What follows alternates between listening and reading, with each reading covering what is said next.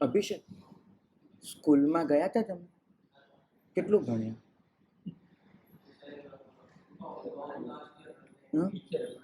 12 ધોરણ સુધી તો કર્યું પાક્કું.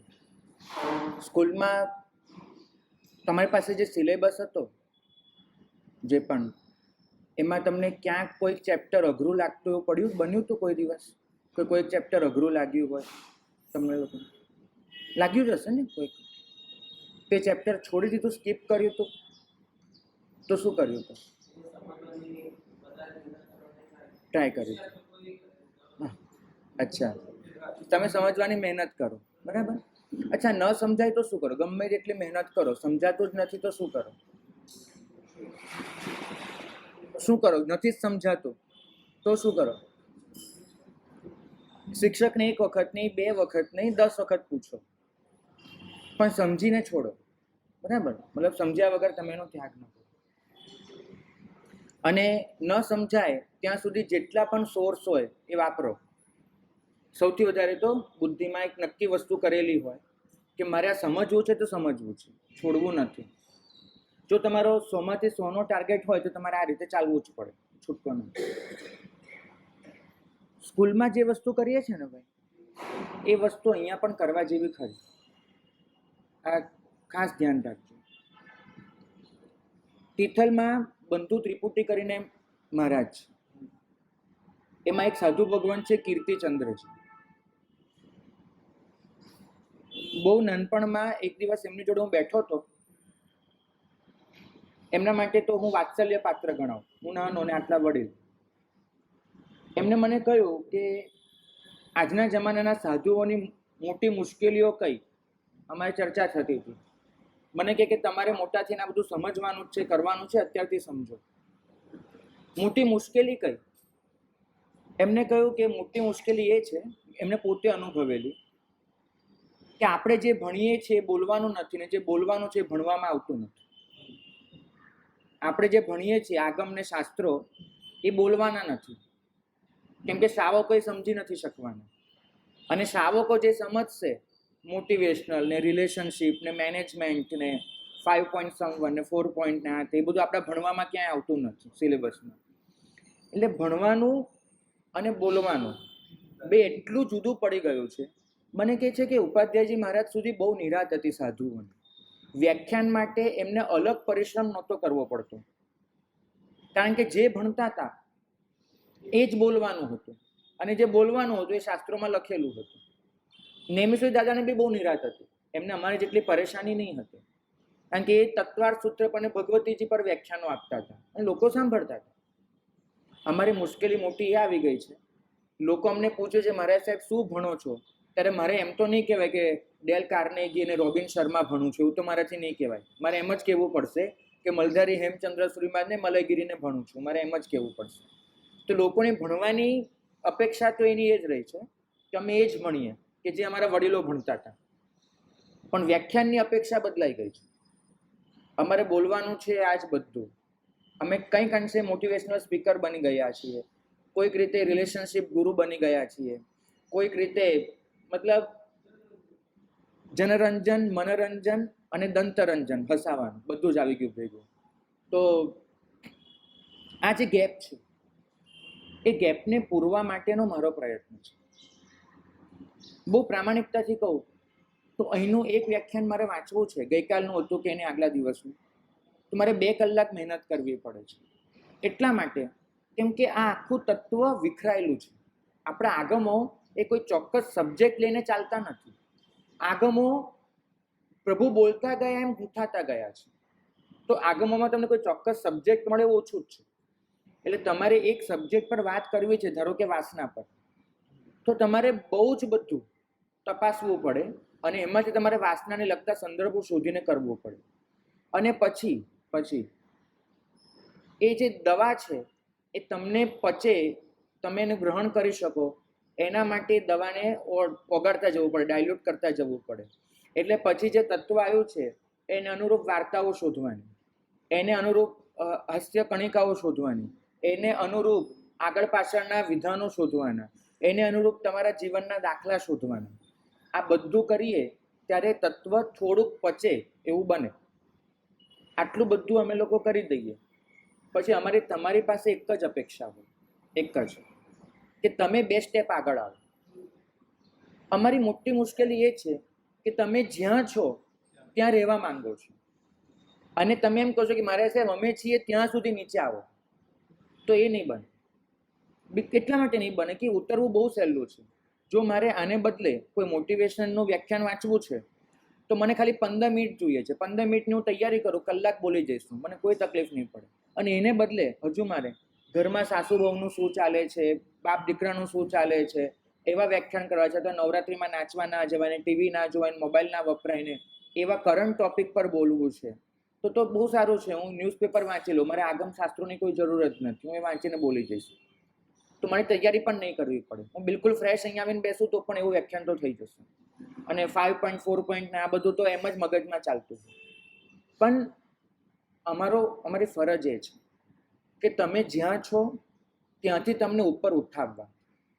એના માટે અમે થઈ શકે એટલું નીચે ઉતરીએ છીએ, અને ઓર પ્રયત્ન અમારો રહેશે. પણ સામે તમારે પણ હાથ લંબાવવો પડે, સામે તમારે પણ કંઈક પરિશ્રમ કરવો પડે. હું એટલું કહીશ કે સ્કૂલમાં નહોતું સમજાતું તો છોડી નહોતા દેતા, નહોતું સમજાતું તો 10 વખત પૂછતા હતા. અહીં પણ એ જ વસ્તુ કરું. મારા વ્યાખ્યાનનું કોઈ પણ તત્વ તમને નથી સમજાતું, કદાચ મેં શબ્દો અઘરા વાપરી દીધા, કદાચ મેં વાક્યો અઘરા પસંદ કર્યા, કારણ કે અમે લોકો જે શાસ્ત્રોમાં રમીએ છીએ તમારી ભાષા પણ એનાથી જ કેળવાઈ હોય. કદાચ એવું બને કે શબ્દો અઘરા લાગ્યા, વાક્યો અઘરા લાગ્યા, તો તમે એક ક્ષણે મને અટકાવી દો. મારા ફ્લોનું શું થશે એની ચિંતા નહીં કરો, એ મારા પર છોડી દો. પણ તમે પૂછો કે મારા સાહેબ આ વાક્ય ફરીથી સમજાવો. હું વ્યાખ્યાનને શિક્ષણ ગણું છું. વ્યાખ્યાન એ ઉપદેશ નથી, વ્યાખ્યાન એ શિક્ષણ છે. ઉપદેશમાં વ્યક્તિ બોલતી જ જાય અને સામેવાળા સાંભળતા જાય. પલ્લે પડ્યું તો ઠીક છે, નહીં તો ખંખેરીને ઊભા, બિલકુલ નહીં. આ શિક્ષણ છે.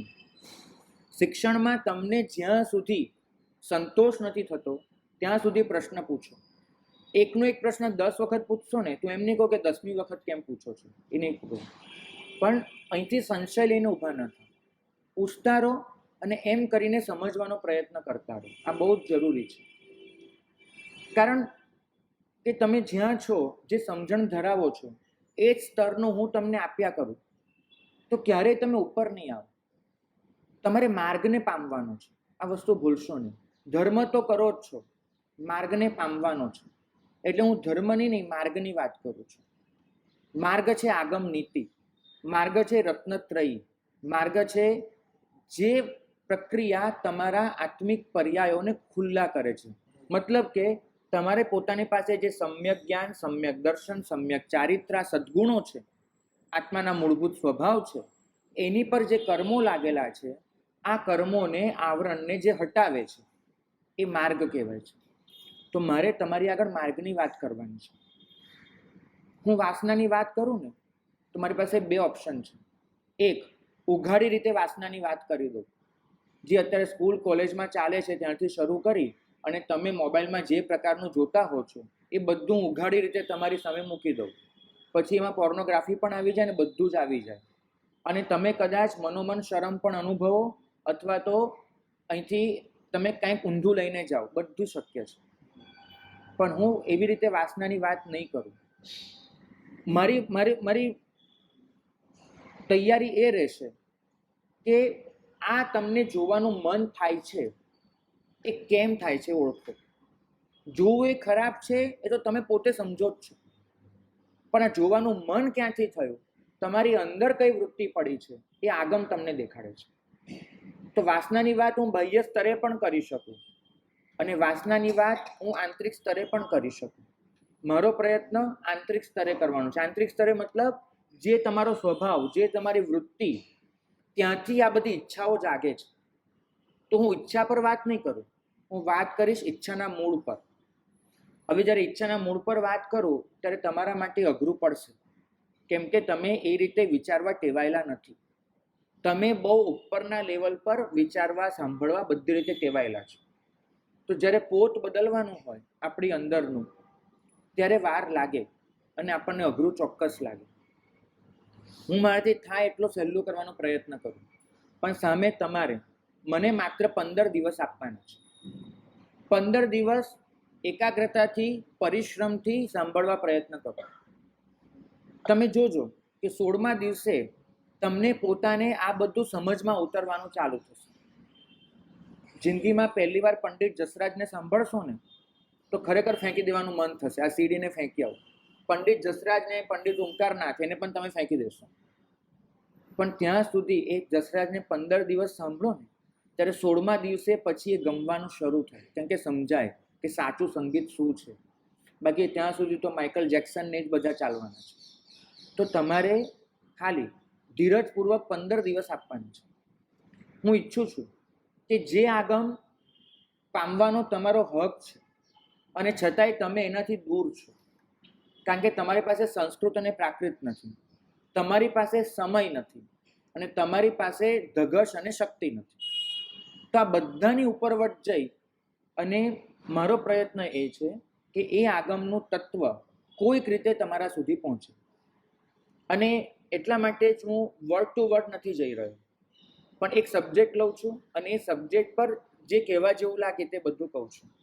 આપણે 3 દિવસ પ્રતિક્રમણની વાત કરી, તો એમાં પણ હું પ્રતિક્રમણની વિધિ સમજાવી શકત, પણ મારો પ્રયત્ન એ રહ્યો કે પ્રતિક્રમણ એટલે વાસ્તવિક રીતે પાછા ફરવું એટલે શું ફરવું, ક્યાંથી ફરવું, શું કરવું, એ સમજાવવાનો પ્રયત્ન રહ્યો.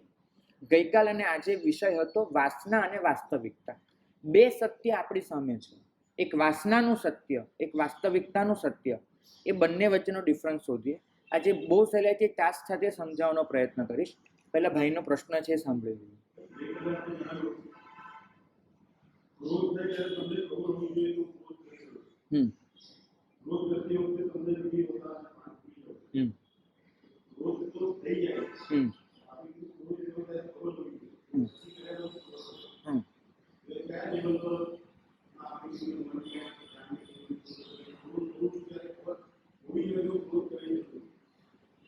આ બહુ સારો પ્રશ્ન છે.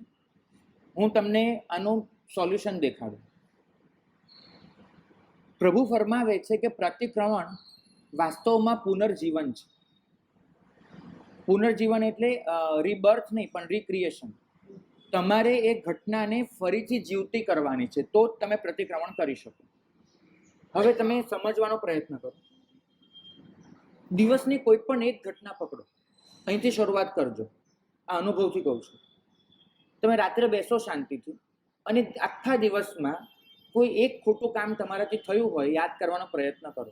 જેમ કે ક્રોધની જ વાત લઈએ, તો તમને એક ઘટના યાદ આવે છે કે કોઈક વ્યક્તિને હું મળ્યો અને એની સાથે મેં વાર્તાલાપ ચાલુ કર્યો, બોલવાનું ચાલુ કર્યું, ત્યારે હું શાંત હતો, સ્વસ્થ હતો, અને 25 મિનિટ પછી હું જ્યારે નીકળ્યો એની સાથે વાત પૂરી કરી ત્યારે ક્રોધમાં હતો. તો મતલબ એ 25 મિનિટમાં એવું કંઈક બન્યું હતું કે જેના લીધે હું વાત કરતા કરતા ક્રોધમાં આવ્યો હતો. બરાબર, આવું જ બનતું હોય છે. હવે તમે એક્ઝેક્ટ મિનિટ યાદ કરવાનો પ્રયત્ન કરો. અઘરું છે, પણ તમને યાદ આવશે. તો તમને દેખાશે કે 12 મિનિટ સુધી તો હું સ્વસ્થ હતો. 13મી મિનિટ એવું કંઈક બન્યું કે જેના લીધે હું ક્રોધમાં પ્રવેશ કર્યો. આ મિનિટ પકડવી છે ને બહુ અઘરી છે, પણ જો એ પકડી શક્યા તો તમે પહેલો ઘર જીત્યા. આપણી પાસે એ જ નથી ખબર હોતી કે કઈ ક્ષણે મેં ક્રોધમાં પ્રવેશ કર્યો હતો, એ નથી ખબર હોતી.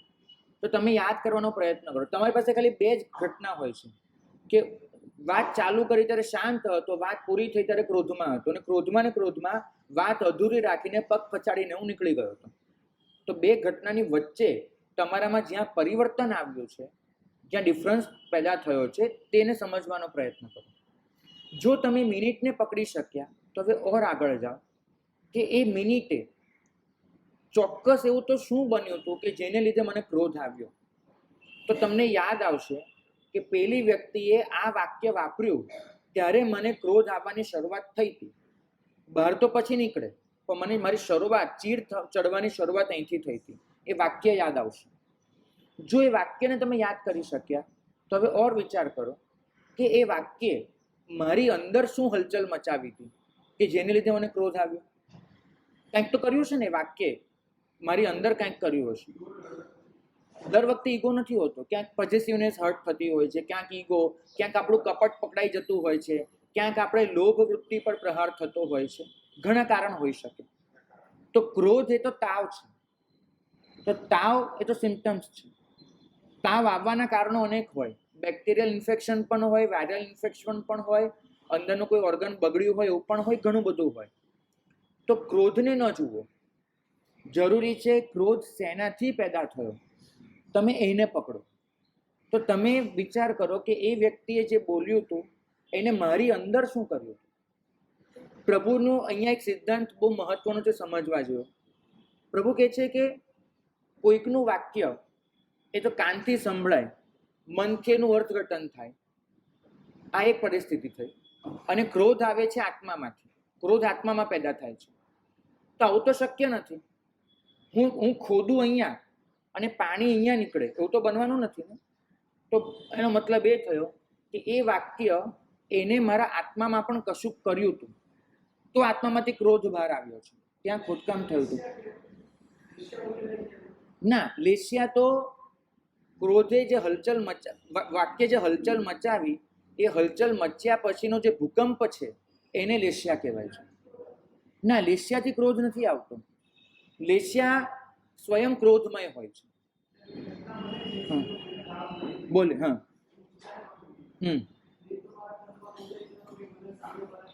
બિલકુલ.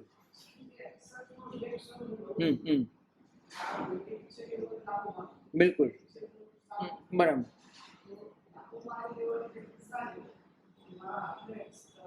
બરાબર. હા. લેશિયા જ આપે છે, પણ લેશિયા પેદા કેમ થઈ આના પર વિચાર કરવાનો છે. લેશિયા પેદા કેમ થઈ? કેમ કે પેલી વ્યક્તિની ગાળ, એ ગાળને મેં સિરિયસલી લીધું. બિલકુલ હા. પણ એ કેમ લીધી? એને મારામાં શું હલચલ મચાવી?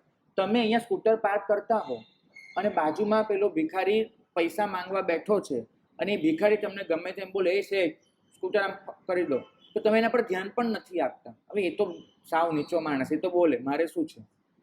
પણ એ જ ગાળ જો આ ભાઈ બોલશે તો તમે લઈ લેશો. તો તમે વિચાર કરો કે ગાળનો સ્વીકાર મેં કર્યો, પછી મારું રિએક્શન આવ્યું છે. ઘટનાને પકડવા સાથે એ ઘટનાએ આત્મામાં શું કર્યું, મારી કઈ વૃત્તિને ઉશ્કેરી કે મને ક્રોધ આવ્યો એ પકડવાનું. તો મેં મારી જાતને ઊંચી મૂકેલી છે અને મેં એવું મારા મનમાં કલ્પેલું છે કે કોઈ મને ગાળ આપી ન શકે. ગાળ આપે તો એ વસ્તુને હું સહન નહીં કરું. આ રીતે મેં મારી જાતને ક્ષમતામાં સ્થિર નથી કરેલી. તો પેલી વ્યક્તિ જ્યારે ગાળ આપે છે ત્યારે મારો ઈગો હર્ટ થાય છે કે કોઈ મને ગાળ કેમ આપી જાય, માટે મને ક્રોધ આવે છે. તો તમે જો અંદરની વૃત્તિને પકડી શક્યા એક ક્ષણે, જે વૃત્તિ હતી કે જે વૃત્તિ ખલાસ થઈ માટે તમને ક્રોધ આવ્યો, એને પકડી શક્યા, તો તમે સાચું પ્રતિક્રમણ કરી શકો. હવે શું થશે? તમને ઓળખાઈ ગયું કે ક્રોધ ક્યાંથી આવે છે, કેમ આવે છે. એની એ ઘટના ફરીવાર બનશે ને ભાઈ, ત્યારે તમે સજાગ થશો કે બરાબર છે, આ ક્રોધ આવવાની કારણ છે, હવે હું સજાગ હોઈશ. આપણને શું છે, ક્રોધ આવવાના કારણોની જ નથી ખબર, માટે ક્રોધને રોકી નથી શકતા. આપણને એટલી જ ખબર છે ક્રોધ આવે છે. ક્રોધ કેમ આવે છે, ક્યાંથી આવે છે, આના જવાબ આપણી પાસે નથી, માટે આપણે ક્રોધને રોકી નથી શકતા. તો પ્રતિક્રમણ વાસ્તવમાં વિશ્લેષણ છે. વિશ્લેષણ એટલે તાણા વાણા, મતલબ એક એક દોરો છૂટો પાડીને જોવો કે ક્યાંથી કેમ શું પેદા થયું, શું ઉત્પન્ન થયું. એના માટે જરૂરી છે કે ઘટનાને ફરીથી જીવો. માટે પ્રભુ કહે છે કે પ્રતિક્રમણ વાસ્તવમાં પુનર્જીવન છે. તમે એ ઘટનાને ફરીથી જીવો, ફરીથી એમાંથી પસાર થાવ, જુઓ અને કંઈક એમાંથી શીખો.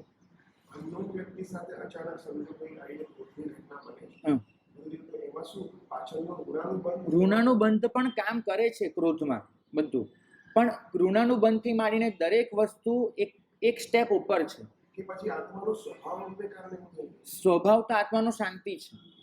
અચ્છા, પણ આ સ્વભાવ એ અશાંત બને છે, આ સ્વભાવ ખંડિત થાય છે, ખલાસ થાય છે, તો એમાં કોઈક વૃત્તિ કામ કરતી હોય છે. એ વૃત્તિ કઈ એને ઓળખવાની છે. કેટલીક વાર કોઈક બોલે છે તો આપણો માલિકી ભાવ હર્ટ થતો હોય છે, પોઝેસિવનેસ.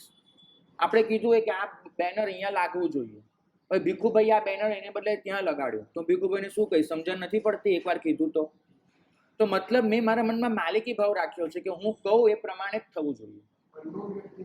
અનનોન વ્યક્તિમાં પણ કોઈક વાર ઋણાનુબંધ કામ કરે, પણ ઋણાનુબંધે પણ તમારી કોઈ વૃત્તિને ઉશ્કેરી છે, માટે ક્રોધ આવે છે. તો એ વૃત્તિને પકડવું એ પ્રતિક્રમણની શરૂઆત છે. આપણે હંમેશા શું કર્યું છે કે બહુ ઉપરના સ્તરે ધ્યાન આપ્યું છે, ક્રોધ પર ધ્યાન આપ્યું છે. ક્રોધ ક્યાંથી આવ્યો એના પર ધ્યાન નથી આપ્યું, માટે આપણે ક્રોધનું નિવારણ નથી કરી શકતા. પેરાસિટામોલ કોઈ પણ દિવસ તમને સાજા ના કરી શકે, એ નક્કી માનજો. એ તાવને ખાલી અટકાવી શકે. સાજા થવા માટે તો તમારે એન્ટીબેક્ટેરિયલ, એન્ટીવાયરલ જ કોઈ મેડિસિન કે ઇન્જેક્શન્સ લેવા પડે. તો એ જ રીતે ક્રોધની સારવાર કરવાથી ક્રોધ ઓછો ન થાય. ક્રોધ જ્યાંથી આવે છે એ વૃત્તિની સારવાર કરવી પડે, અને આના માટે તમારે પ્રતિક્રમણ કરવું પડે, વિચાર શક્તિ ખુલ્લી કરવી પડે. અને એની સાથે જ આ વસ્તુને તપાસજો કે મહાવીર સ્વામી જેવા લોકો પાસે જ્યારે તમે જાઓ છો ને, ત્યારે તમને હંમેશા સારી વાત કરતાં નબળી વાત વધારે સાંભળવા મળશે. માફ કરજો, આ હકીકત કહું છું કે આપણા આગમો એમાં પોઝિટિવિટી કરતાં નેગેટિવિટી વધારે છે. કઈ રીતે હું તમને સમજાવું. તમે કોઈ હાર્ટના ડૉક્ટરને દેખાડવા જાઓ છો, બરાબર? ડૉક્ટર તમારી સાથે સ્વસ્થતાની વાતો કરશે કે ભાઈ તારા હાથ તો બહુ મજબૂત છે, હા, તારું લીવર બહુ સરસ કામ કરે છે, તારા પગ જો કેવા સુંદર છે. હાર્ટનો ડૉક્ટર એ તમારી પાસે આ બધી વાતો કરશે? તો વાતો કઈ કરશે? તમારું હાર્ટ કઈ રીતે નબળું છે એની વાત કરશે. કેમ કે તમે સાજા થવા માટે પહોંચ્યા છો, અને ડૉક્ટરનું કામ એ છે કે તમારી સ્વસ્થતાની ચર્ચા ન કરવી, તમારી બીમારીની ચર્ચા કરવી. ડૉક્ટર જો સ્વસ્થતાની ચર્ચા કરવા બેસે ને તો ન ચાલે, એને તમારી બીમારીની જ ચર્ચા કરવી પડે, બરાબર? મહાવીર સ્વામી મહાવૈદ્ય છે. આપણા શાસ્ત્રો મહાવીર સ્વામીને મહાવૈદ્ય કહે છે. તો એ તમારી સ્વસ્થતાની ચર્ચા નહીં કરે. મહાવૈદ્ય એટલે મોટા ડૉક્ટર. તો એ તમારી સ્વસ્થતાની ચર્ચા નહીં કરે, એ તમારી બીમારીઓની ચર્ચા કરશે, કારણ કે એને તમને સાજા કરવાના છે. તો તમારું કોઈ સંબંધી વ્યક્તિ જે તમને ખુશ કરવા માંગે છે એ તમારી સ્વસ્થતાની ચર્ચા કરશે. એમ કહેશે તારું મોઢું કેટલું સુંદર છે, તો એક સ્માઇલ કરે ને આમ દુનિયા ખીલી જાય, એવું બધું તમને કહેશે. હાર્ટનો ડૉક્ટર એમ તમને કહેશે તું કેટલો સુંદર દેખાય છે, એમ તેમ નહીં. એ તો એમ જ કહેશે કે તારું હાર્ટ, એમાં 3 નળી બ્લોક છે. તો ડૉક્ટરે જાણી જોઈને પણ નેગેટિવ વાતો તરફ ધ્યાન દોરવું પડે છે. ડૉક્ટરે તમારો ફોટો નથી જોવાનો, એક્સરે જોવાનો છે. તમારો ફોટો ગમે એટલો રૂપાળો હોય, તમારો એક્સરે જો કદરૂપો છે તો ડૉક્ટર એના પર ધ્યાન આપવું પડે. માટે જ આગમો એ આપણા સદ્ગુણોના વર્ણન કરતાં આપણા દુર્ગુણોનું વર્ણન વધારે કરે છે. કારણ કે મહાવીર સ્વામીને વૈદ્યની ભૂમિકા નિભાવવાની છે. એને તમારા વખાણ નથી કરવાના, એને તમને સાજા કરવાના છે. અને માટે જે આગમો પાસે જાય છે એ લોકો જુએ છે કે આમાં આપણને પોઝિટિવિટી નથી જડતી, આમાં આપણને મોટિવેશન નથી મળતું, તો નહીં જ મળે. આગમો પાસે જે મોટિવેશન ને પોઝિટિવિટીની અપેક્ષા ન રાખો, બિલકુલ ન રાખો. કેમ કે મહાવીર સ્વામી વૈદ્ય છે. એ તમારી ચિકિત્સા કરે છે, અને ચિકિત્સા એ કરનારે હૃદય પર પથ્થર મૂકીને પણ તમને વાત તમારી ખરાબીની જ કરવી પડશે. ડૉક્ટર તમારા વખાણ કરશે તો તમને સાજા નહીં કરી શકે, મહાવીર તમારા વખાણ કરશે તો તમને સાજા નહીં કરી શકે. તો પહેલાં તો વસ્તુ સ્વીકારો કે આપણું શાસન એ પોઝિટિવિટી મેળવવા માટેનું શાસન છે. શરૂઆત નેગેટિવિટીથી છે, એ કરવી જ પડશે. અને તમે બધા મહાવીર સ્વામીની વાણીનો જે ખરેખર લાભ ઉઠાવવાનો છે એ એટલે નથી ઉઠાવી શકતા કેમ કે તમે અહીંયા પેશન્ટ થઈને નથી આવતા, તમે અહીંયા રોગી થઈને નથી આવતા. બરાબર સમજો. તમે માત્ર સાંભળવા આવો છો, તમે સારવાર માટે નથી આવતા. હોય છે એવા ઘણા સગાવાલા હોય, હાર્ટનું ઓપરેશન ચાલતું હોય તો બહાર સ્ક્રીન પર જુએ કે કેમ ખુલે છે, શું છે, બસ જોવા માટે આવે છે, કુતૂહલથી આવે છે. તમે અહીંયા કુતૂહલથી આવો છો, સારવાર કરવા માટે નથી આવતા. પરિણામ એ આવે છે કે જરૂરી બધું જ તમારા માટે બિનજરૂરી બની જાય છે. મહાવીર સ્વામીએ કીધું છે કે શાસન જવાબનું શાસન છે. આ શાસન જવાબો આપે છે. સવાલો તો તમારે રાખો. આપણી પાસે સવાલો નથી.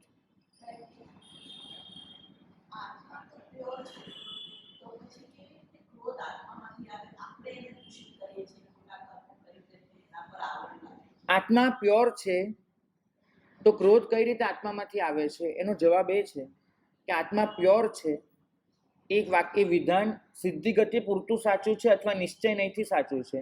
વાસ્તવિકતાએ જુઓ તો આત્મા પ્યોર નથી રહ્યો. કર્મોથી એટલો બધો વીંટળાઈ ગયો છે, અને કર્મથી વીંટળાયો નથી, આ શબ્દ પણ ખોટો છે. કર્મ સાથે એકમેક બની ગયો છે. માટે આત્મા અત્યારે જીવ છે. આત્મા અત્યારે જીવ છે, અને જીવ હોવાના લીધે એની પાસે મલિનતા અને શુદ્ધતા બંને સાથે ચાલે છે. શુદ્ધતાને લીધે મલિનતાને દૂર હટાવવાનો પ્રયત્ન થાય છે, અને મલિનતા હોવાના લીધે એ પોતે આ બધી ખોટી વૃત્તિ કરે છે. આત્મા ખરાબ પણ છે, આત્મા સારો પણ છે અત્યારે માટે. એકલો શુદ્ધ આત્મા હોત ને તો પ્રશ્ન જ નહોતો, પણ આપણે બંને સાથે લઈને બેઠા છીએ. મહાવીર સ્વામી જવાબ આપવા માટે રેડી છે. સવાલો તો તમારી પાસે હોવા જોઈએ.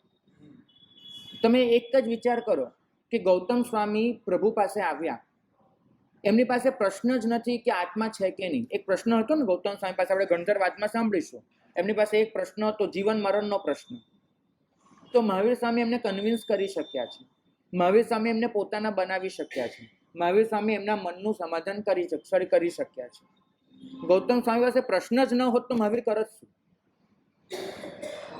અને તમને પૂછવું છે, તમારી પાસે એવો કોઈ એક પ્રશ્ન છે? એક પ્રશ્ન, આ પહેલું બોર્ડ વાંચજો. એવો કોઈ પ્રશ્ન કે જે તમારા જીવન મરણનો પ્રશ્ન બની ગયો હોય, એનો જવાબ મેળવવા માટે તમે તમારું બધું જ ફના કરી દેવા તૈયાર હો, એવો કોઈ પ્રશ્ન? ગૌતમ સ્વામીનું સમર્પણ હતું કે મને જો આ પ્રશ્નનો જવાબ મળે તો મારું સર્વસ્વ સમર્પિત કરી દો. કોઈ પ્રશ્નના જવાબમાં સર્વસ્વ મૂકવા તૈયાર છે. તો વિચાર કરો એમની જિજ્ઞાસા કઈ હદની પહોંચી હશે. જવાબ મળે તો સર્વસ્વ સમર્પણ. તમારી પાસે અભિષેક એવો કોઈ એક પ્રશ્ન કે જવાબ મળે તો સર્વસ્વ સમર્પણ? નહીં, તરસ નથી. તરસ નથી માટે આ બધું જ મળે છે છતાં એની કિંમત નથી થતી. વાસ્તવિક તરસ નથી લાગી. સર્વસ્વ મૂકવા તૈયાર થાવ ને હોડમાં, એવી જિજ્ઞાસા હોય તો મહાવીર તમારા માટે કામના છે. એવી તમારી પાસે જિજ્ઞાસા જ નથી તો મહાવીર સ્વામી પણ શું કરવાના? સમવસરણમાં કરોડો લોકો આવે ને જાય, ધર્મ કેટલા લોકો પામ્યા? તમે કુલ આંકડા તો ગણો, લાખોમાં આંકડા છે. કરોડો આવ્યા, લાખો લોકો ધર્મ પામ્યા, ડિફરન્સ કેમ રહી ગયો? મહાવીર સ્વામીને મેળવ્યા પછી પણ આટલો મોટો તફાવત કેમ? કારણ એક જ,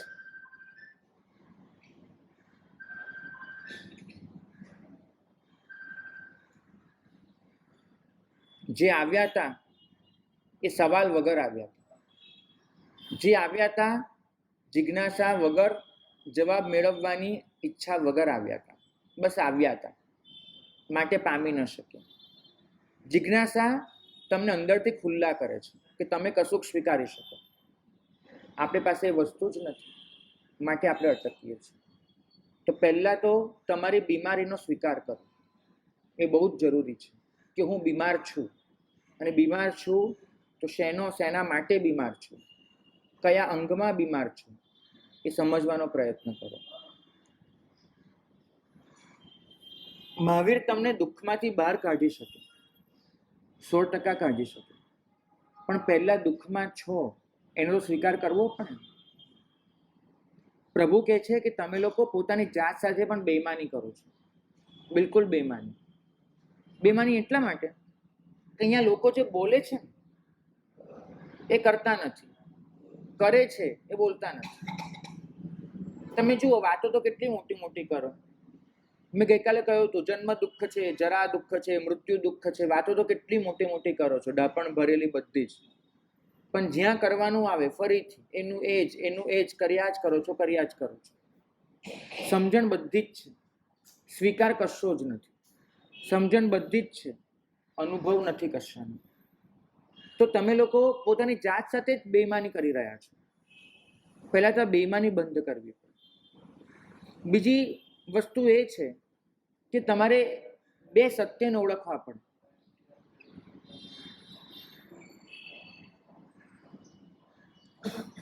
એક સત્ય છે જે દુનિયાએ તમને શીખવાડ્યું છે, અને એક સત્ય છે કે જે વાસ્તવિક રીતે સત્ય છે.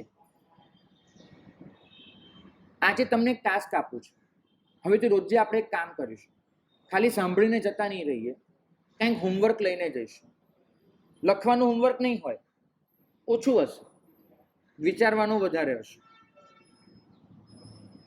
આજે તમને હોમવર્ક આપું છું કે આવતીકાલે પાછા આવો ત્યાં સુધી એક કામ કરતા રહેવાનું છે. આજના આખા દિવસમાં તમારી સામે કોઈ પણ વ્યક્તિ આવે કે તમારી સામે કોઈ પણ વસ્તુ આવે, તમારે આ છે, આ વ્યક્તિ છે, આ વસ્તુ છે, એ સિવાય એમાં બીજો કોઈ બોધ ઉમેરવાનો નહીં. મતલબ આ સારી છે, આ ખરાબ છે, આ સુંદર છે, આ સુંદર નથી, નહીં, એવું કંઈ નહીં.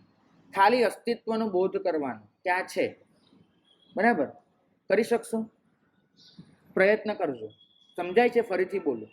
તમારી સામે કોઈ પણ વ્યક્તિ આવે તો આ વ્યક્તિ સારી કે ખરાબ એવું કોઈ વિશેષણ લગાડવાનું નહીં, એડજેક્ટિવ એક પણ નહીં. ખાલી આ છે એટલો જ બોધ કરવાનો. તમારી સામે કોઈ પણ વસ્તુ આવે તો આ વસ્તુ અનુકૂળ છે, અનુકૂળ નથી, એવો બિલકુલ વિચાર નહીં કરવાનો. ખાલી આ છે એટલું જ કરીને અટકી જવાનું. આને કહેવાશે શુદ્ધ અસ્તિત્વનો બોધ. આજે તમારો ટાસ્ક આ છે. અને તમે ખાસ તપાસજો, મનમાં આંકડા ગણતા જજો કે કેટલી વખત તમે પેલું વચ્ચે ઉમેર્યું, વાસનાને ઉમેરી. સારું કે ખરાબ ઉમેરાય એ વાસના થઈ, આ છે એવો બોધ તે વાસ્તવિકતા થઈ. તમે અહીંથી નીકળશો અને વરસાદ ચાલુ થશે એટલે તરત તમને થશે આ ક્યાં પડ્યો, તા વાસના નહીં. અટકો. વરસાદ પડે છે બસ એટલો જ બોધ રાખવાનો. એની સાથે આ વરસાદ પડ્યો એ સારું થયું કે ખરાબ એ નહીં આવવું જોઈએ. બરાબર? આ વિતરાગ નથી, વિતરાગ થવાની ભૂમિકા છે, વિતરાગ અવસ્થા નથી, ભૂમિકામાં. પણ રોજનું એક ટાસ્ક હશે તમારી પાસે, કારણ કે સાધનાની શરૂઆત કરવા માટે પણ અમુક ટાસ્ક લેવા જરૂરી છે. તો આપણો આજનો આ ટાસ્ક છે કે કંઈ પણ બને એમાં સારું કે ખરાબ, સગવડ કે અગવડ, અનુકૂળતા કે પ્રતિકૂળતા, એવું કોઈ લેબલ નહીં લગાડવાનું, કોઈ પણ લેબલ નહીં. અશ્વિનભાઈ, એક ટ્રસ્ટી તરીકે પૂછું છું, મારી પાછળ જે કપડું લગાડ્યું છે એનો રંગ બરાબર છે કે નથી? બરાબર છે. રંગ બરાબર સારો છે કે ખરાબ છે? તમને ગમે કે નથી ગમતો? હા, બસ આ વસ્તુ, કપડું છે એટલી ખબર છે, સારું કે ખરાબ નહીં. આજના આખા દિવસમાં તમારે આ જ કામ કરવાનું છે. સામે જે પણ પડ્યું છે, રસોઈ છે, માણસ છે, વસ્તુ છે, કંઈ પણ, એમાં આ છે એટલો જ ખાલી બોધ. હું તમને એ સમજાવવા માંગુ છું, પ્રભુ વતી સમજાવવા માંગુ છું કે પ્રભુ આટલું જ કહે છે કે તારી પાસે હંમેશા બે સત્ય છે. એક સત્ય છે વાસ્તવિકતાનું સત્ય કે જે માત્ર પદાર્થનો બોધ કરી લે છે કે આ આવું છે, અને એક છે વાસનાનું સત્ય જે ઘણે અંશે દુનિયાએ ઉમેરી આપ્યું છે અને પરિણામે એને લીધે તું એ પ્રમાણે ચાલ્યા કરે છે. તમને નવાઈ લાગશે, નિખાલસતાથી પૂછું છું કે સ્ત્રીના માથે વાળ હોવા એ સૌંદર્ય છે કે ન હોવા એ સૌંદર્ય છે? હોવા એ સૌંદર્ય છે, બરાબર? પણ એ આ તમે એટલે કહો છો કેમ કે તમે એશિયામાં જન્મ્યા છો. આફ્રિકામાં કેટલીય પ્રજાતિઓ એવી છે કે જેમાં માથે વાળ હોય એ સ્ત્રીને ક્યારેય લગ્ન નથી થતા, કેમ કે એક બહુ કદરૂપી સ્ત્રી કહેવાય. વાળ બધા કાઢી નાખે, એવો ટકો મુંડો કરાવે, એ સ્ત્રી સૌથી સૌંદર્યવતી ગણાય છે, કારણ કે એ લોકોની સૌંદર્યની પરિભાષા એ છે. બરાબર? તો સૌંદર્ય એટલે શું? ફરી, સૌંદર્ય એટલે શું? દુનિયા વાળ હોવા કે ન હોવા એ સૌંદર્ય નથી. દુનિયા, તમે જે દુનિયામાં જીવો છો એ દુનિયાએ જે માપદંડો નક્કી કર્યા છે એ સૌંદર્ય છે. તમને કદાચ ખબર હશે કે ફેર કરીને જે ક્રીમ આવ્યું, ફેર એન્ડ લવલી, એને ક્રીમ બજારમાં મૂકતા પહેલા વર્ષો સુધી એક મહેનત કરી કે સ્કિન ફેર હોય તો સૌંદર્યવાળી કહેવાય. એવું પહેલા તો લોકોના મગજમાં ડેવલપ કર્યું. ભારતમાં કન્સેપ્ટ નહીં હતો. ઉપરથી સંસ્કૃતના કેટલાય કાવ્યો વાંચો ને, કેટલાય કાવ્યો, તો એમાં તો શ્યામ રંગનો મહિમા થયો છે. સમજજો, શ્યામ રંગનો મહિમા છે કે શ્યામમાં જે ડેપ્થ છે, જે સૌંદર્ય છે, એ બીજે ક્યાંય નથી. તો અને તમને ખબર હોય કે દેલવાડાના દેરા આટલા સુંદર લાગે છે એનું મુખ્ય કારણ એ છે કે સફેદ આરસના નથી. જો મકરાણાનો 1 નંબરનો આરસ વાપર્યો હોત ને તો દેલવાડાના દેરા આટલા સારા જ ના લાગે. એ લોકોએ સહેજ પીળાશ પડતો આરસ વાપર્યો છે. પરિણામ એ આવે છે કે પીળાશ પડતો આરસ હોવાના લીધે આ વસ્તુ હું નથી કહેતો, ગુડગાંવ ત્યાં આગળ અમેરિકન ઇન્સ્ટિટ્યૂટ ઓફ આર્કિયોલોજી છે, એના રેફરન્સ ગ્રંથમાં લખાયું છે કે દેલવાડાના દેરા આટલા સારા એટલે લાગે છે કેમ કે એ લોકોએ જાણી બૂજીને સફેદને બદલે પીળાશ પડતો આરસ વાપર્યો છે. 1 નંબરનો આરસ નથી વાપર્યો. પરિણામ એ આવ્યું છે કે એમાં જે કોતરણી થઈ છે એ કોતરણીમાં તમે ડેપ્થ જોઈ શકો છો. જો સફેદ હોત ને તો તમે અંજાઈ જાત, તમે એ કારીગરીનો અનુભવ નહીં કરી શકો બિલકુલ. તો શ્યામ રંગ એમાં ડેપ્થ હોય છે. તો સંસ્કૃત મહાકાવ્યમાં શ્યામ રંગનો મહિમા છે. તો ભારત તો એ રીતે ચાલતું હતું. અહીંયા ફેર એન્ડ લવલી ક્રીમ વેચવું કઈ રીતે? તો પહેલાં તે કન્સેપ્ટ ક્લિયર કર્યો એ લોકોએ, મતલબ પેદા કર્યો કે સ્કિન ફેર હોવી જોઈએ તો તમે સુંદર, બાકી નહીં. ખુદની ચામડીના રંગ માટે અણગમો જગાડ્યો. એક સામૂહિક ચેતનામાં મનમાં નાખ્યું કે ચામડી તો ગોરી જ હોવી જોઈએ તો જ તમે સુંદર. હવે ક્રીમ વેચાશે, તમે સમજો. તો આ જ વસ્તુ આપણી સાથે થઈ રહી છે, સદીઓથી થઈ રહી છે, આપણા જહેનમાં ઉતરી છે. તમને બહુ જુદી રીતે પૂછું, એક મુસલમાનને જુઓ, ધંધાની વાત જવા દો, પણ એમને વાત કરો, એક મુસલમાનને જુઓ તો તમને ક્રોધ ચડે છે કે આપણા ધર્મના દુશ્મન છે. બરાબર એવું આવે છે. મને સાચું કહેજો કે અત્યારે કયું દેરાસર મુસલમાનોએ તોડ્યું અને મસ્જિદ બનાવી? અત્યારે એક પણ એવો જીવતો મુસલમાન એવો દેખાડો કે જેને દેરાસર તોડ્યું, મૂર્તિ તોડી અને મસ્જિદો બનાવી? નહીં. બરાબર. છતાંય મુસલમાનને હું જોઉં છું ને તો મને ક્રોધ આવે છે, મને અણગમો જાગે છે. કેમ? શીખને જોઈને નથી જાગતો. શીખને પણ દાઢી હોય છે, શીખને પણ ભાગડી હોય છે, મને નથી જોત. પણ મુસલમાનના માથે ટોપી અને દાઢી જોઉં તો મને અણગમો જાગે છે. કેમ? કારણ કે 10, 15, 20 પેઢીઓ પહેલા આમના પૂર્વજોએ દેરાસરો તોડ્યા હતા, મૂર્તિ તોડી હતી, મસ્જિદો બનાવી હતી. અને ત્યારે જે મારા બાપ દાદા હશે એ લોકોએ મનમાં નક્કી કર્યું હશે કે આ લોકો આપણા ધર્મના દુશ્મન છે. એ વસ્તુ જીન્સમાં આવતી ગઈ. ઘૃણા, તિરસ્કાર જીન્સમાં આવ્યો. પરિણામ આજે પણ હું જેટલી ઝડપથી એ શીખને પોતાના મિત્રના રૂપમાં જોઈ શકું છું એટલો મુસ્લિમને નથી જોઈ શકતો. તમને સમજાવવા માંગુ છું કે આ બધા જ ઉદાહરણથી આપણા મન પર જે સોસાયટીમાં જીવીએ છીએ સોસાયટીના વિચારોનો બહુ જ કબજો છે. બોલો ભાઈ.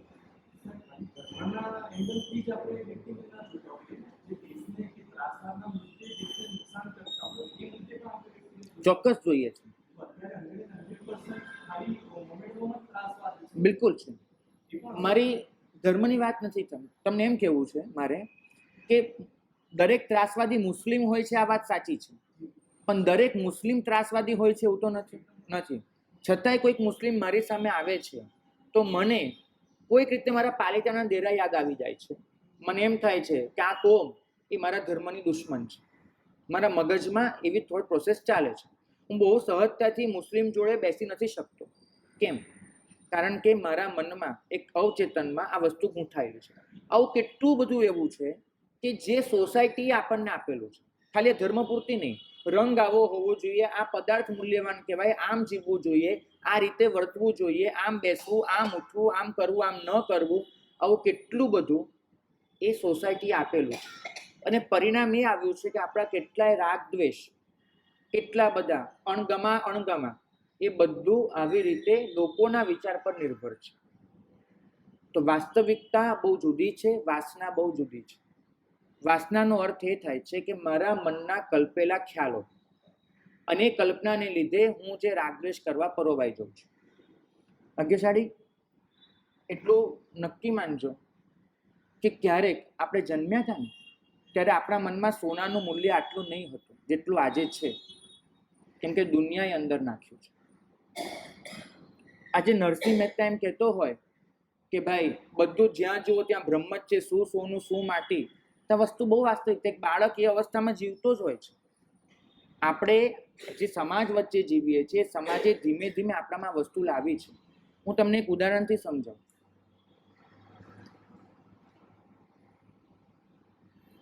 એક બાળક અમારા ઉપાશ્રયમાં રમતું હતું. સાબરમતીની ઘટના છે. અને એની માં એ ક્યાંક નીચે પાણી પીવા ગઈ હતી. નાના બચ્ચાને અમારી પાસે મૂકીને ગઈ હતી. અને પેલું બચ્ચું હમણાં ચાલતા શીખ્યું હશે તો પોતે ધીમે ધીમે ચાલતું હતું. એમ ચાલતા ચાલતા પડી ગયું. અચાનક ગબડી પડ્યું. અને અમને એક વસ્તુની ખબર કે બાળક ગબડી પડે ને ત્યારે એની સામે નહીં જોવાનું. જો સામે જોઈએ તો રડવા લાગે. તમે સામે નહીં જુઓ તો આપણું કામ કરતા રહો, તે ચાલ પાછું ઊભું થઈ જાય. તો એ બાળક પડ્યું. ત્યાં બીજા કોઈ નહોતા, હું જ હતો. તો મેં મારું ચોપડીમાંથી નજર નહીં હટાવી, ત્રાસી આંખે જોઈ લીધું કે બહુ વાગ્યું કર્યું નથી. હું મારું લખતું રહ્યો. તે પહેલાં આમ તેમ નજર ફેરવી, જોયું કે કોઈ જોનાર છે નહીં. તો ઊભું થયું અને પાછું ચાલવાનું શરૂ કર્યું. ઓછામાં ઓછું મારી સામે 3 વખત આ રીતે પડ્યું. રડ્યું નહીં, કાંઈ નહીં કર્યું. પછી મમ્મી પાણી ભરીને ઉપર આવી ત્યાં આગળ. જેવી મમ્મી ઉપર આવીને એવું એને રડવાનું ચાલુ કર્યું. જેવી મમ્મી ઉપર આવી એવું રડવાનું ચાલુ કર્યું. બરાબર, હું આ કર્યું. હવે આ બાળકના મનમાં આ વસ્તુ કોને નાખી? કોને? સહજની જીન્સ કે કોઈ તમારા તરફ ધ્યાન આપનાર છે તો રડો. અને બધાનું ધ્યાન ખેંચો. એટેન્શન સીકર જે છે ક્યાંથી આવ્યું? બાળકને કોઈ શીખવાડવા નથી કર્યું, પણ ચેતનામાં આ વસ્તુ ઝીલાય છે. આને કહું છું વાસના.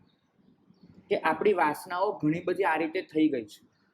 પરિણામે આપણી જાણ બહાર પણ આપણું એવું ધ્યાન પડ્યા જ કરે છે. હું હકીકત કહું છું ભાઈ, તમે મારી સામે બેઠા હો અને હું મુપત્તિ પલવું અને હું કોઈ ન જોતું હોય ત્યારે મુપત્તિ પલવું, બંનેમાં ફરક હોય છે. આ ગેરંટી આપું છું તમને. કેમ? તમે હો ત્યારે હું કાજો લઉં ને, એ કાજો જુદો હોય, બહુ જ જુદો હોય. તમને થાય કે આ મહાત્માને હમણાં અવધિ જ્ઞાન થઈ જશે જે રીતે કાજો લે છે એમ તેમ. અને તમે નહીં હો અને હું જે કાજો લઉં બહુ જુદો હોય. અને આ બધું હું જાણી બૂજીને નથી કરતો. સ્વભાવ થઈ ગયો છે. દંભ સ્વભાવ થઈ ગયો. છાપ પાડવાની વૃત્તિ સ્વભાવ થઈ ગઈ. બિલકુલ. કેમ? તમે અને હું કોઈ બાકાત નથી આમાં. પ્રભુ આ સ્વભાવ તરફ ધ્યાન દોરે છે કે ભાઈ તારી જેમ હું પણ આમાં ભવના ભવ પસાર કરીને આવ્યો, આમાં જ પસાર કર્યા મેં, પણ ક્યારેક હું આમાંથી બહાર નીકળ્યો. તમારે પહેલા કબૂલ કરવું પડે કે જેવા બોલો ને આમાંથી બહાર કેવી રીતે? ખાલી જુઓ, તપાસ કરો. પ્રભુ એટલું જ કહે છે કે નિરીક્ષણ. હું તમને ગઈકાલે કહેતો હતો ને, પણ તમારી પાસે એની નોંધ તો કરો. નોંધ કરો કે આજે આખા દિવસમાં કેટલો દેખાડો કર્યો. તમારે એનું માપ આવશે ને, ત્યાંથી ઓછું થવાની શરૂઆત થશે. અહીં તો માપ નથી. હૈદરાબાદનો નિઝામ દર વર્ષે 10 દિવસ સરકારી રજા જાહેર કરતો હતો લોકો માટે. કેમ? કેમ કે બધા લોકો એની નિઝામમાં દરબારમાં આવવાનું અને 10 દિવસ આખું વર્ષ નિઝામ જે કમાયા હોય એની ગણતરી કરવાની. 10 દિવસ દુકાન બંધ રહેશે, બધું બંધ રહેશે, આવક બંધ રહેશે, તો જે આવ્યું છે એની ગણતરી થઈ શકશે. તમારે આટલું જ કરવાનું છે કે ખાલી નોંધ લો કે તમે કેટલું આવું કરો છો, જીવનમાં કેટલી આવી વસ્તુ છે. બસ એ જુઓ. મેં નજરે જોયા છે સાધુઓને, અને કદાચ એ સાધુનો હું બી ભાગ બન્યો છું કે પ્રતિક્રમણ કરવા શ્રાવક આવવાના શરૂ થાય એટલે ખીંટી પરથી દંડાસન ઉતરે, દંડાસન ફરવાનું શરૂ થાય. શ્રાવકો જાય, દંડાસન પાછું ખીંટી પર પહોંચે. બને છે આવું. કોને શીખવાડ્યું આ બધું? કોને? કોઈએ નહીં. આ વસ્તુ આવી ગઈ આપણામાં. એ જ રીતે તમે તમારી દરેક ક્રિયાને જોતા જાઓ, તમને સમજાશે કે આપણે પોતાની જાતને કેટલી વાસનાગ્રસ્ત બનાવી ચૂક્યા છીએ. આનાથી બચવાનો એક જ રસ્તો છે કે વાસ્તવિકતા તરફ ધ્યાન આપવાનું શીખીએ. મેરુ જેટલા ઓઘા કેમ કર્યા છે? ઓઘા મેરુ જેટલા એટલે થયા છે કે લક્ષ્યની સ્પષ્ટતા નહોતી. મેં શેના માટે ઓઘો લીધો એ મને ખબર નહીં હતી માટે. અને બીજી તરફ આપણે એવું માનીને બેઠા છીએ કે હું છું તો આ બધું જ છે. સત્ય સાચું. અને જે લોકો આવું બોલે છે ને કે ભાઈ તમે છો તો અમે છીએ, તમે સમજજો કે માત્ર તમારી સાથે છેતરપિંડી કરે છે. આ નક્કી માનજો. એક જાણીતી કથા આજે ફરીવાર કહું. એક યુવાન સાધુ ભગવાન પાસે આવ્યો. થોડાક સમય પહેલાની વાત છે, મતલબ 2-3 સદી પહેલાની, જે તમે થોડાક ચમત્કાર ચાલુ હતા. સાધુ ભગવાન પાસે આવ્યો. સાધુ ભગવાને કીધું કે ખૂબ મન થાય છે સંસાર છોડીને નીકળી જાઉં, પણ જવાબદારીઓ એટલી છે કે નીકળી નથી શકતો. તો કોની જવાબદારી? તો કે મમ્મી છે, પપ્પા છે, નાનો ભાઈ છે, પત્ની છે, બાળકો છે, હરેકની જવાબદારી મારા માથે છે. કેવી રીતે ભાઈ? અરે મમ્મી પપ્પા બધા કહે છે કે બેટા તું છે તો અમે સચવાઈએ છીએ, તું નહીં હોય તો અમારું શું થશે? પત્ની એવું કહે છે, નાનો ભાઈ એવું કહે છે, નાનો ભાઈ કહે છે ભાઈ તમે કમાવો છો તો હું ભણી શકું છું. પત્ની કહે છે કે તમે આ બધું કરો છો, આટલો પ્રેમ આપો છો તો હું જીવી શકું છું. કેવી રીતે આ બધાને છોડું? મને નથી સમજાતું. તને ખરેખર એવું લાગે છે કે તારા લીધે આ બધું છે? તને ખરેખર એવું લાગે છે? તો કે મને નહીં, બધાને એવું લાગે છે, ખાલી મને નહીં. સારું, તારે દીક્ષા લેવી છે ખરેખર? આ જવાબદારી ન હોત ને મારા સાહેબ, આજે આ ઘડીએ ઉભો લઈ લીધો હોત. ઠીક છે, ચાલ એક કામ કર, આવતીકાલે હું તારા ઘરે આવું. હું તારા ઘરે આવું ત્યારે તારે અચાનક બેભાન થઈ જવાનું છે. હું તને એક દવા આપું છું, દવા મોઢામાં મૂકીશ એટલે 10 મિનિટ માટે તારો શ્વાસ લગભગ બંધ પડી જશે. અંદરથી ચાલુ રહેશે, તું મરી નહીં જાય, પણ બહારથી કોઈને તારો શ્વાસ ચાલુ છે એવું દેખાશે નહીં. હું ઘરે આવું ત્યારે છુપી રીતે દવા મૂકી દેવાની. મારા સાહેબ પછી શું? પછી જે થાય હું કરું છું, તું ખાલી સાંભળજે, બસ સાંભળતો રહેજે શું થાય છે. બીજે દિવસે ગયા મહારાજ, ઓલા આવ્યો છે, દવા મોઢામાં મૂકી અને બેભાન થઈને પડી ગયો. જીવતો છે પણ લોકો માટે. અને પછી જે રડાડોળ થઈ છે, સ્વાભાવિક છે ને, જુવાન જોત છોકરો હવે તે ફાટી પડે. મા બાપનું શું થાય, નાના ભાઈનું શું થાય, પત્નીનું શું થાય, જબરજસ્ત કલ્પાંત. બધા મારા સાહેબના પગ પકડી લીધા. મારે કાંઈક કરો, કાંઈક કરો, આના આધારે અમારું આખું ઘર છે, અને જીવતો કરી આપો. મારે જે કીધું કે ભલે થાય, પણ તમારા ઘર પર મોતનો સાયો પડી ચૂક્યો છે. તમારા ઘરે યમરાજાની પધરામણી થઈ ચૂકી છે, અને યમરાજ આવે, મોતનો સાયો પથરાય, કોઈ એકને લીધા વગર તો નહીં જાય, કોઈ એકને લઈને જશે. આ નક્કી વસ્તુ છે. કાં તો આના વતી કોઈ, બરાબર, કાં તો આને જવું પડે, કાં તો આના વતી કોઈએ જવું પડે. માતાજી, તમે તો કહો છો દીકરો બહુ વહાલો છે, બહુ જ વહાલો છે, બરાબર. માતાજી હાથ આપી દો, તમે વિદાય લો, દીકરો પાછો આવશે. પપ્પાને કીધું, પત્નીને કીધું, અને બધાનું કલ્પાંત એ એક સરખું થઈ ગયું. બધા ભેગા મળી ગયા. બધાએ કીધું મહારાજ એમ કંઈ થોડી આવું થતું હોય. મા બાપ કે હશે, અઘરું છે, પણ કોઈ પણ રીતે જીવી લઈશું, ચલાવી લઈશું આના વગર. પત્નીએ કીધું કે હોય, મારી એક બેનપણીને પણ એના શાવક ગુજરી જ ગયા છે, ગમે તેમ કરીને લોકોના ઘરે કચરા પોતા કાંઈ પણ કરીને પોતાનો નિર્વાહ કરી લે છે, હું કરી લઈશ. નાના ભાઈએ કીધું સ્કોલરશીપ લઈ લઈશ, ક્યાંક દેવું કરીશ, પણ ભણી લઈશ. હરેક જણાએ કીધું કે આ નહીં હોય તો અમારી જિંદગી તો સેટ થઈ જશે કોઈને કોઈ રીતે, પણ આને જવા દો. આ હકીકત કહું છું. પ્રભુ કહે છે કે તારી વાસના છે કે તને એવું લાગે છે કે તારા વગર દુનિયા નહીં ચાલે. આ વાસ્તવિકતા નથી, આ વાસના છે તારી. વાસ્તવિકતા એ તારા વગર દુનિયા ચાલતી હતી જ અને ચાલતી રહેશે, પણ તે વગર લેવા દેવાનું એવું માની લીધું છે કે મારા આધારે બધું છે. કારણ કે એક મિથ્યા ગૌરવ છે, શકટનો ભાર જેમ મિથ્યા ગૌરવ, આ મિથ્યા ગર્વ છે. શકટનો ભાર જેમ શ્વાન તાણે. કાઠિયાવાડની કહેવત, ગાડું ચાલતું હોય, ગાડાની આગળ બળદ હોય અને ગાડાની નીચે કૂતરું હોય. કૂતરાની ઉપર પેલું ગાડું હોય એટલે કૂતરું ચાલે, ગાડું ચાલે. કૂતરાને એમ લાગે કે હું ચાલું છું એટલે મારી પીઠ પર ગાડું ચાલે છે. શકટનો ભાર, ગાડાનો ભાર જેમ શ્વાન તાણે. કૂતરું લઈ જાય. દુનિયા તો એની રીતે ચાલે જ છે, પણ હું એવું માનું કે હું છું તો આ સાધુઓની આરાધના સાધના છે, હું છું તો આ ચોમાસું છે, હું છું તો આ વ્યાખ્યાનો છે, હું છું તો આવું છે. મારા મનમાં હું એટલું લઈ લઉં અને વિચાર કરું કે હું છું તો છે. કલ્પેશભાઈ, કદાચ મને એવું કંઈ થઈ ગયું કે મારી વાચા બંધ પડી ગઈ અને 4 મહિના ડૉક્ટરે ના પાડી કે તમારે બોલવાનું જ નથી, સૂઈ જવાનું છે, આ રૂમમાં પડી રહો, ગોવાળી ટેન્કનું ચોમાસું અટકી જશે? નહીં ને. ચોમાસું થઈ જશે, વ્યવસ્થા થઈ જશે, કાંઈ ને કાંઈ થઈ જશે, પણ એ વસ્તુનો સ્વીકાર મારાથી નથી થતો. મને બહુ ખરાબ લાગે છે કે મને કોઈ રિપ્લેસ કરી શકે, એટલે મને સતત પ્રશ્ન હોય છે કે મને કોઈ રિપ્લેસ ના કરી શકે. મારું અસ્તિત્વ એવું છે, હું આ દિવાલમાં એવો ગોખલો બનાવવા માંગુ છું કે જે ગોખલામાં હું જ ફિટ થઉં, મારા બદલે બીજું કોઈ ફિટ ના થઈ શકે.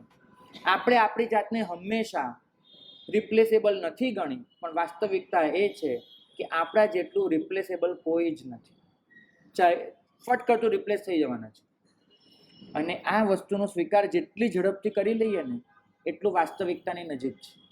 પણ આપણી વાસના એ આપણના માટે બંધન બને છે, આપણને આ વસ્તુનો સ્વીકાર નથી કરવા દેતી, અને પરિણામે એક ખેંચ્યા જ કરીએ છીએ. અને એક વાસના એની પાછળ 10 વાસના લાવી આપે છે.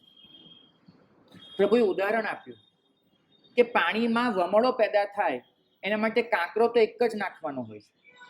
કાંકરો એક નાખો, એક વમળ પેદા થાય, ગોળાકાર વમળ કહેવાય. એક કાંકરો નાખો, એક વમળ પેદા થાય, એ વમળ બીજું વમળ પેદા કરે, બીજું વમળ ત્રીજું વમળ પેદા કરે. કાંકરો એક, વમળ અનેક. એક વાસના ચાલુ કરો, એની પાછળ બીજી વાસનાઓ આવી જ જવાની. તમારે કબૂલ કરવું પડશે કે તમે કારાગૃહમાં છો, કારાગારમાં છો, એ તમારે કબૂલ કરવું પડે.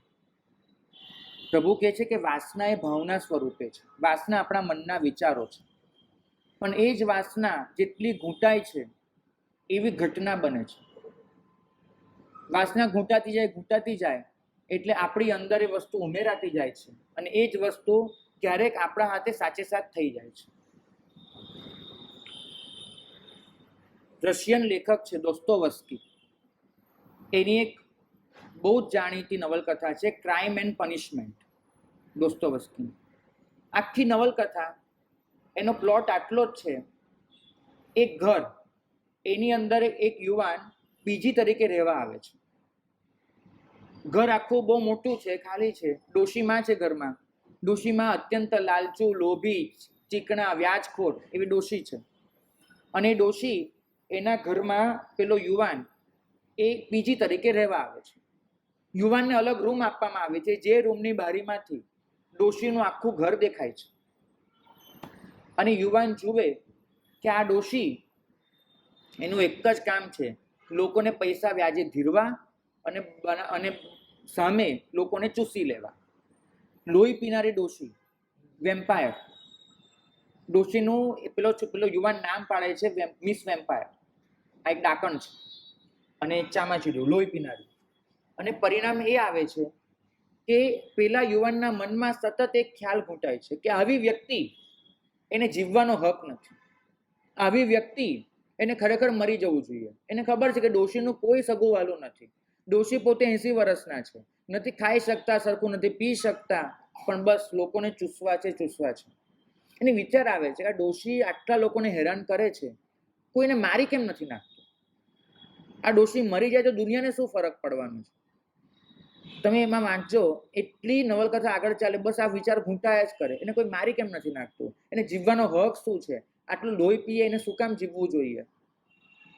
અને એમાં ને એમાં પેલો યુવાન જે એકદમ ભણેલો ગણેલો છે, શાંત છે, એના વિચાર ઘૂંટાય છે. યુવાન 2 મહિનાથી પોતે ભાડું આપી નથી શક્યો, બિચારો, જે પીજીનું ભાડું આપવાનું હોય. એ ડોશી સાથે ચર્ચા કરવા જાય છે કે હું ભાડું આપી શક્યો નથી, પણ બહુ ઝડપથી આપી દઈશ. ચર્ચા કરવા જાય છે ત્યાં સુધી એના મનમાં કાંઈ જ નથી હોતું, કાંઈ જ નહીં. એ ખાલી રિક્વેસ્ટ કરે છે કે હું ભાડું આપી શકું એમ નથી. ડોશી સહજ રીતે એવું કહી દે છે કે નહીં, તારે ભાડું તો આપવું જ પડશે, તો ઘર ખાલી કરીને નીકળ. બસ આટલો સંવાદ. અને યુવાનનો હાથ ક્યારે ડોશીના ગળા પર પહોંચે છે, ગળું દબાઈ જાય છે, ડોશી મરી જાય છે. એક મિનિટનો ખેલ. અને પછી આખી નવલકથામાં એ જ વિચાર ઘૂંટાયો છે. પેલો યુવાન એક જ વસ્તુ વિચારે કે મહિનાઓ સુધી મનમાં જે વિચાર્યું એ ક્યારે સાચું પડી ગયું ખબર જ ન પડે.